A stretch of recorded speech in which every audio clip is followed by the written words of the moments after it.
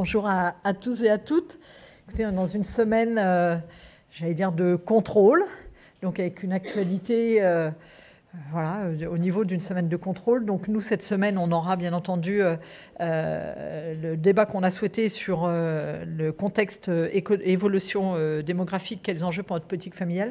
Ça s'inscrit dans les travaux qu'on a fait au niveau de notre niche de réflexion sur la politique familiale, parce que c'est un enjeu. On voit bien que la baisse de la natalité, bien qu'on a un enjeu de réflexion, et aussi avec, j'allais dire, l'évolution des baby-boomers, on va dire, qui vont bientôt passer papy-boomers. Donc on voit bien qu'on a nécessité à réfléchir. Donc on continue sur ces sujets-là.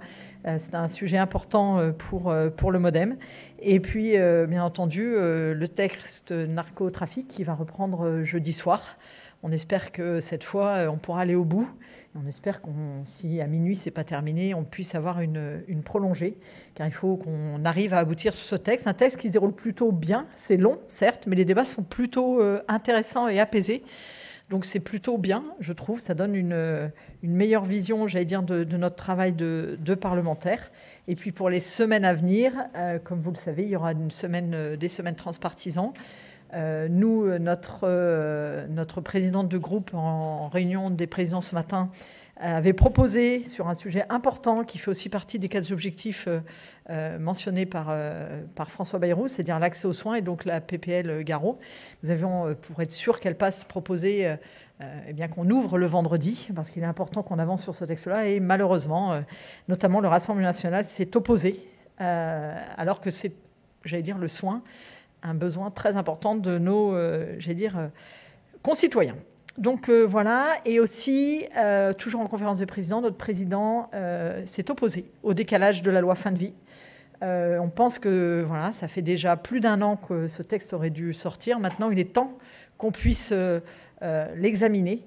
Donc sachez que nous avons bien entendu dit au gouvernement qu'un nouveau décalage n'était pas entendable. Comme vous le savez, notre collègue Olivier Falorni le porte de manière intense depuis plusieurs années. Maintenant, il faut qu'on avance. Donc voilà pour l'actualité. Je ne sais pas si tu veux compléter. Sinon, on est à votre disposition pour les questions que vous voudriez nous poser. Attends, il faut... Ça a été Bonjour, Rosalie Lafarge à France Culture. Donc le décalage du texte fin de vie a bien été proposé par le gouvernement ? Oui, il a été proposé par le gouvernement et la conférence des présidents a refusé. C'est prévu à quelle date ? Alors, quel texte ? Elle n'est pas décisionnaire, la conférence des présidents, dans ce domaine. Donc c'est de toute façon le gouvernement qui décide. Ah non ? Alors, il y a une partie du texte fin de vie qui est sur la semaine parlementaire, c'est-à-dire la semaine de contrôle. Et donc, dans le cadre des semaines de contrôle, l'ordre du jour est bien au niveau de l'Assemblée nationale. Et c'est sur cette semaine qu'ils voulaient bouger afin de ramener un texte qui est le texte de M. Duplon. Mais c'est donc la semaine où ils voulaient décaler, c'est une semaine d'ordre du jour parlementaire. Donc, il a été décidé que non, on voulait continuer à être sur la fin de vie. Donc oui, mais non.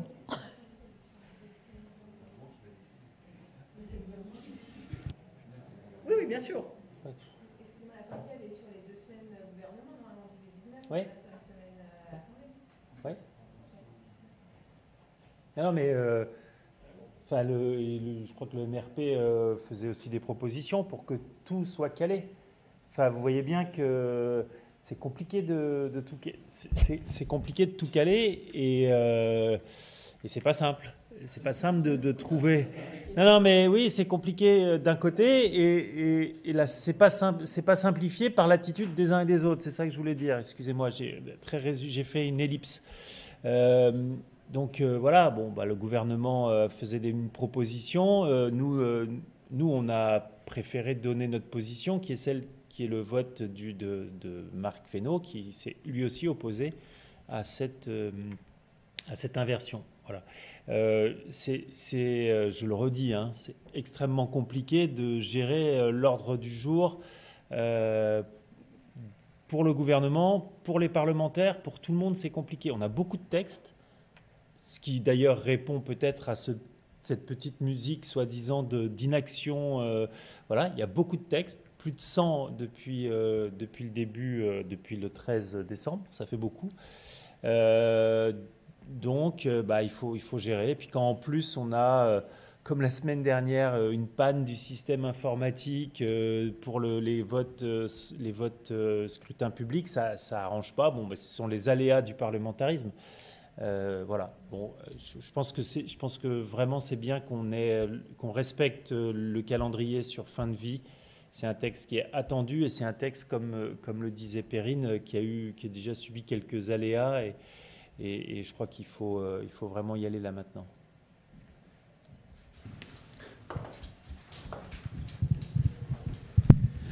Rachel Gara-Le Monde, est-ce que, comme d'autres groupes, vous considérez que l'ordre du jour change trop ces dernières semaines? Et est-ce que, comme vous le dites, le calendrier est difficile, est-ce que vous seriez pour une ouverture en juillet? On peut y aller à deux voix. Oui, le calendrier change trop, c'est vrai. C'est vrai, mais je le redis, on n'est pas aidé par la configuration politique et ça n'aide pas à la stabilité, ça n'aide pas à la projection. Après, sur le mois de juillet, c'est la petite musique annuelle. Est-ce qu'on va ouvrir, est-ce qu'on ne va pas ouvrir? Il ne vous aura pas échappé que cette année, on est dans une configuration assez particulière, que si on l'ouvre, on ouvre pendant la période possible d'une dissolution. Enfin, voilà, bon... Oui, tout à fait. On réouvrira bien au mois d'octobre. Enfin, moi, j'ai pas d'avis. Il y a certaines années, on a travaillé là jusqu'au 9 août, 10 août même, je me souviens, en reprenant tout de suite dès début septembre. Enfin voilà, c'est vrai que c'est bien qu'on ait un peu de temps pour être sur notre territoire aussi et pour voir un certain nombre de sujets, mais voilà, on le fait et nous on le dit, s'il faut revenir, on reviendra, je crois même avec plaisir. Je vais juste me permettre de compléter. Peut-être que la question aussi à se poser, c'est que sur un mois, on a des semaines transpartisanes, des semaines de contrôle. On voit bien que dans ces semaines transpartisanes, on passe des textes, mais aujourd'hui, on ne connaît pas leur viabilité à terme, notamment avec un passage au Sénat. Donc aujourd'hui, on se pose la question si ces semaines sont réellement efficaces, avec des textes qui partent un peu dans tous les sens. Et peut-être la réflexion, et c'est pour ça que nous, en tout cas, on a commencé à mettre des groupes de travail au niveau du MoDem, notamment sur l'organisation de l'Assemblée nationale. Est-ce que c'est utile d'avoir une liste de textes qui passe et qui prend une semaine transpartisane, donc l'agenda du Parlement, sachant que derrière, il n'y aura pas de débouché au Sénat? Du coup, peut-être qu'il faut réformer et passer des textes un peu plus conséquents. Et du coup, on pourrait se dire que cette ouverture de juillet pourrait dépendre de l'organisation qu'on mettrait. Parce que quand on voit le peu de personnes présentes sur les semaines de contrôle et les difficultés aussi sur les semaines transpartisanes, compte tenu de l'Assemblée nationale, peut-être qu'il faut se réinterroger sur notre organisation et peut-être avoir plus de temps. Et on le voit bien avec narcotrafic. Les textes avancent, mais avancent doucement. Donc je pense qu'il faut qu'on ait plus de semaines, de projets de loi, avec plus de temps pour en discuter et peut-être revoir un petit peu notre organisation sur ces semaines de contrôle. On va encore en vivre une cette semaine. On verra à ce moment-là ce qu'il en est, mais je peux quasiment vous dire qu'il n'y aura pas grand monde et que du coup, on est obligé de repousser narcotrafic à jeudi 21h30, alors que peut-être on aurait pu le mettre ailleurs dans la semaine. Donc, tout ça pour vous dire que juillet, pour nous, on a été habitués. Enfin, on a toujours travaillé en juillet, donc ça, c'est pas un sujet, mais...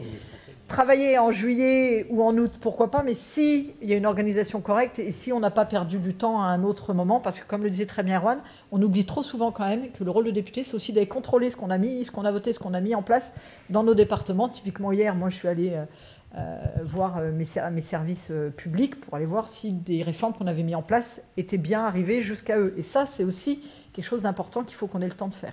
Donc voilà, réflexion à mon avis sur l'organisation de l'Assemblée nationale, c'est ce qu'on est en train de travailler au niveau du MoDem. Sami Assef pour l'AFP. Il y a le décalage de la fin de vie était censé faire de la place à une proposition de loi issue du Sénat sur l'agriculture qui ne fait pas que ça, mais qui réintroduit l'utilisation à titre dérogatoire de néonicotinoïdes. Comment votre groupe accueille cette proposition-là spécifiquement? Comment il se positionne là-dessus? Demain, il y a aussi un texte en commission sur la définition pénale du viol. Est-ce que vous en avez discuté en réunion de groupe? Comment vos commissaires se positionnent sur ce texte-là?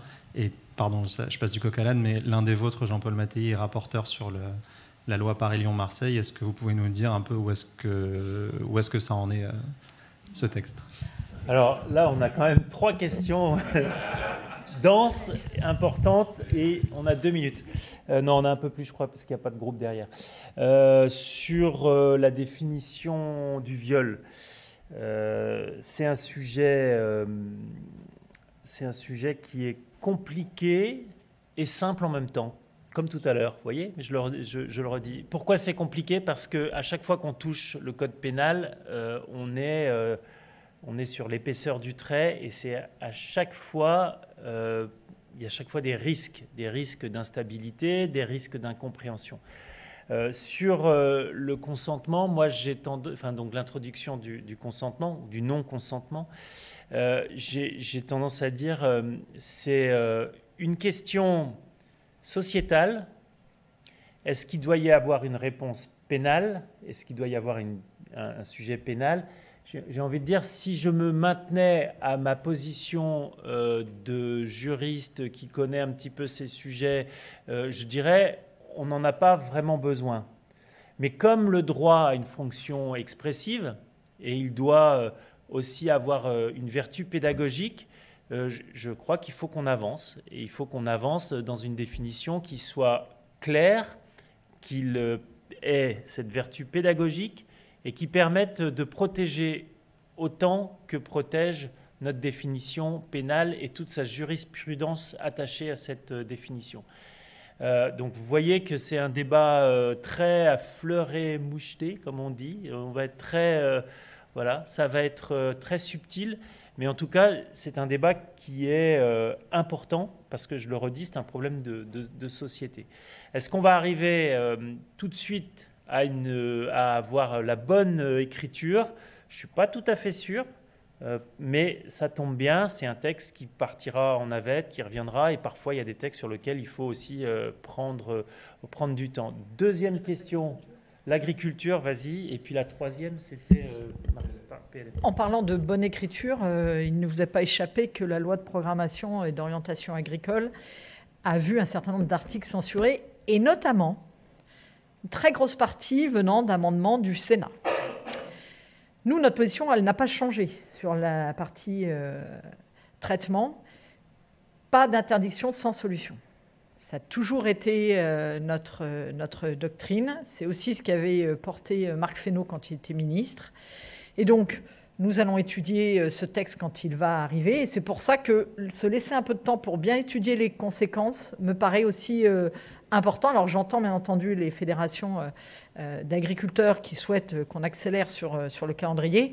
Mais honnêtement, il avait toujours été prévu fin mai, ce texte-là. Laissons-nous le temps de travailler, de bien analyser si réellement tout ce qui est proposé dans ce texte est nécessaire. Ne cédons pas à la facilité de vouloir tout, j'allais dire, faire revenir en arrière sur tout ce qu'on a voté, qui sont des avancées quand même pour la santé des Français et pour la biodiversité. Et donc, on a besoin d'avoir un certain nombre quand même de consolidation. Donc, pour le moment, vous comprendrez que sur ce texte, nous sommes quand même dans un travail de regard et pas un franc soutien. Voilà. Et après, c'était sur la loi... PLM. Ah oui, PLM, tu veux faire? Bon, on peut faire... Allez, vas-y, je t'en prie. Non, sur PLM, j'ai envie de dire, c'est work in progress, quoi. C'est ça. On a encore... Jean-Paul Mattei, donc, qui est le rapporteur, est encore en train de travailler sur le sujet. C'est une question qui est importante, c'est une question de la représentation démocratique de 3 grandes villes françaises. Mais le débat est... pour l'instant, je n'ai pas l'impression qu'il y ait encore un consensus complet. Donc Jean-Paul Mattei, avec son talent de négociateur, est en train de travailler. Il a vu toutes les parties prenantes, les maires de ces villes, les présidents des EPCI, quand il y a des EPCI pour certaines de ces villes, parce qu'en plus, c'est des schémas différents entre Paris et Lyon, c'est très, très différent. Il y a plein de questions à se poser aujourd'hui. La métropole de Lyon est moins importante que la métropole de Toulouse. Donc pourquoi Toulouse n'aurait pas un statut particulier? Vous voyez, on rentre dans des questions qui sont les questions qui sont en cours de débat aujourd'hui. Donc ça avance. Et ça montre la complexité aussi de faire parfois la loi, qu'entre les bonnes idées qu'il peut y avoir des uns et des autres, pour arriver à un texte qui fonctionne, qui vole, comme on dit, il y a du travail. Et Jean-Paul Mattei s'attache à ce travail en ce moment. Stanislas Noyer, la lettre de l'expansion. Sur la loi narcotrafic, on a vu un hémicycle souvent peu rempli de membres de la majorité, enfin, ou du socle commun, et même des amendements adoptés avec plutôt une large majorité de députés RN. Qu'est-ce que vous en pensez ? Ça revient à la question qu'on se posait avant sur le calendrier. Évidemment, c'est pas simple parce qu'on avait normalement un calendrier. Ce calendrier a complètement été transformé. On a tous et toutes prévu un certain nombre d'engagements. Par exemple, on avait notre collègue Philippe Latombe qui nous parlait de ces engagements qu'il avait pris dans un rendez-vous à Bruxelles pour régler des questions sur un autre texte à venir. Vous voyez, c'est ça notre sujet tout le temps. Et comme les RN n'ont pas parfois ce travail de mise en place des textes qui arrivent, ils sont plus facilement mobilisables, et je vois certains nombres de députés RN effectivement qui sont tout le temps en séance. Voilà. Mais quand on est tout le temps en séance, moi je me demande quand est-ce qu'on trouve le temps pour faire le reste. C'est une question que je lance. Hein.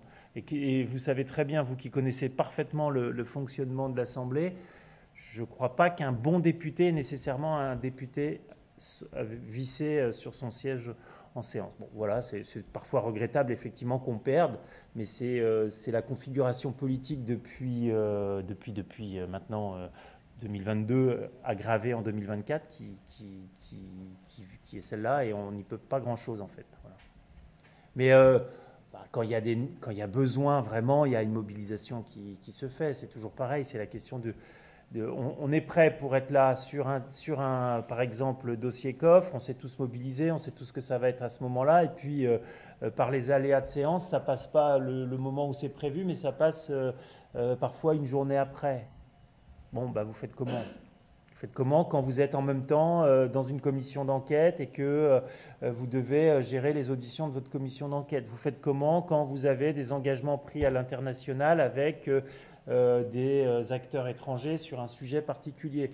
Vous faites comment quand vous êtes tout simplement présidente de la délégation aux droits des enfants et que vous avez pris des engagements avec un certain nombre d'acteurs ? Bon. C'est toute la difficulté du travail parlementaire, et on revient aussi à notre sujet du départ, c'est pour ça aussi qu'il y a un vrai travail à approfondir sur comment on travaille dans cette Assemblée.